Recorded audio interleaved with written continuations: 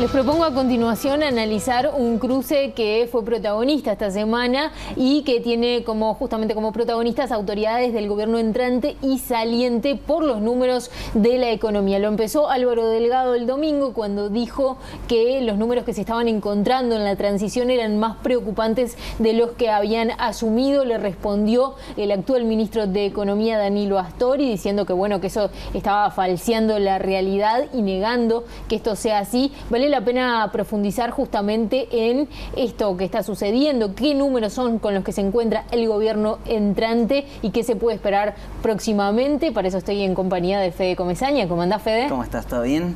Bueno, ¿se podían sorprender las autoridades entrantes con los números? No hay motivo ninguno de sorpresa. Los números son los que se preveía desde hace un tiempo a esta parte. Los analistas vienen advirtiendo la situación en la que atraviesa la economía uruguaya, y ese era uno de los grandes desafíos que tenía desde el primer día el gobierno que todavía no asumió. Esto es cómo capear una situación económica compleja, no solo desde el punto de vista fiscal, que es quizás la máxima restricción que tiene el gobierno para ejecutar su política y su visión de país, pero también restricciones a nivel de la economía real, es decir, la economía está estancada, está perdiendo puestos de trabajo, estamos hablando de unos 14.000 menos en el último año, una cifra que los analistas ya veían venir porque los números y la trayectoria decreciente del mercado laboral en los últimos 5 años no es nueva, una inversión todavía en caída. Solo en el último trimestre relevado, el tercer trimestre del año, hay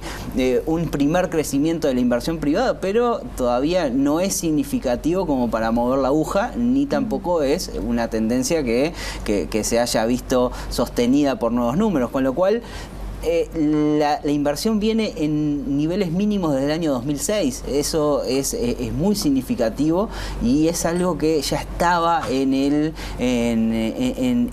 escenario más probable que iba a asumir este gobierno. Y sobre eso quizás también los analistas veían los distintos frentes que abre la nueva administración en lo que era su programa de gobierno y hoy concretado en la ley de urgente consideración.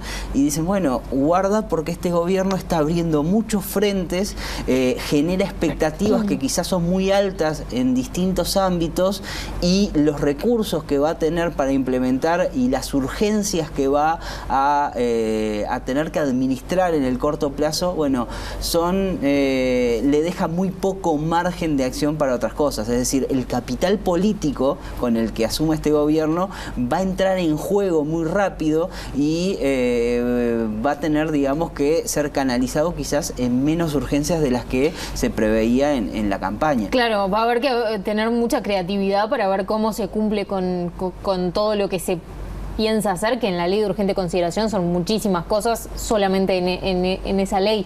Ahora, ¿qué es lo que pasa en general con las autoridades cuando hay transiciones? Que siempre está esa tendencia a revisar lo que venía de antes o hablar de esa, en este caso no se utilizó el término, pero básicamente hablar de la herencia maldita, digamos. Sí, la llamada herencia. Hay que tener en cuenta que, el gobierno que asume en particular durante la campaña tenía un diagnóstico muy acertado de lo que era el estado de situación. Sin embargo, el diagnóstico que tenía, las perspectivas que tenía respecto a cómo iba a poder reencauzar esto y qué tan doloroso podría llegar a ser un eventual ajuste, y eran perspectivas bastante edulcoradas.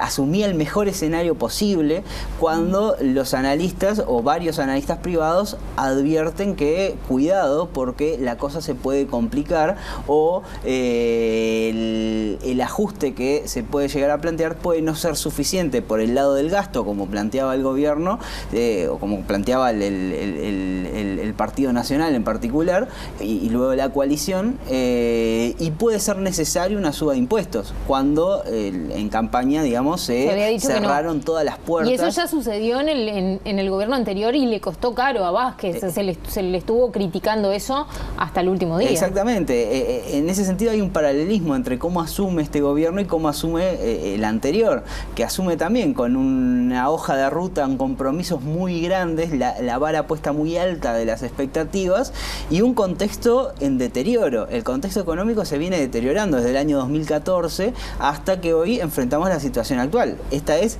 la peor situación que enfrenta la economía uruguaya o que enfrenta un gobierno que asume en materia económica desde que asumió el Frente Amplio en el año 2005. Muy brevemente te pido, Fede, porque por un lado está esto, bueno, tú decís, las autoridades nuevas, entrantes, no se pueden sorprender con los números que se encuentran. Y por el otro lado está Danilo Astori, que dice, justamente, los números están todos arriba de la mesa, pero a su vez no acepta el argumento de este es el peor déficit en 30 años, porque él lo que dice es, no se puede comparar este país con el que era antes. ¿Cómo juegan ese juego de argumentos? ¿Cómo se dirime?